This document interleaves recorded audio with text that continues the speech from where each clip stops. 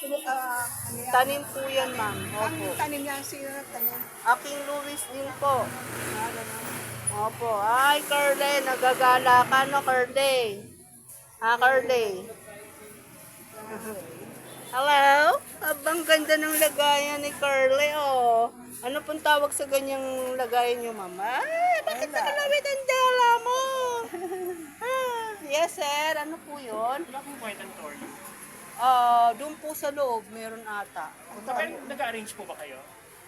Meron pong arranger doon. Saan pong loob? Sa loob po dyan, sir. Pasok na lang kayo. Dito? Opo, pasok po kayo, ma'am. Dito po kayo, ma'am. Ayan, sir, may gagawa. Yun po. Bili na kayo. Pasok na lang muna kayo. Antonio, meron kayo? Meron po. Magkano? Antonio. Nandiyan po yung presyo nila eh. Sila po yung nagbibigay. Yung matagal malanta. Opo. Ang tagal talaga. Ito, aabot pa na November 1, ha? Lampas po, ma'am. Kasi rados po yan.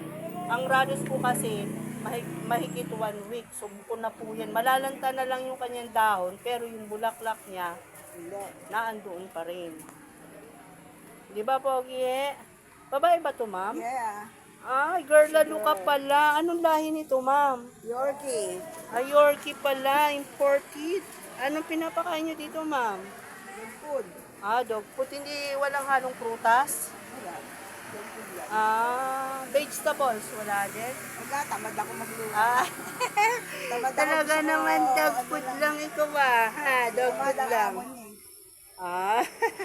Namimili sila dito sa Dangwa. Ayan, kasama si ma'am. All Souls Day celebration. Diba? Buti hindi yan ma'am nangangawit. Kasi nakaganyan siya. Sanay na siya. Parang nakaduyan ano. Sanay na yan. Sanay na. Hello! Ay, lakit tila mo. Sanay sa tao, no? Oo.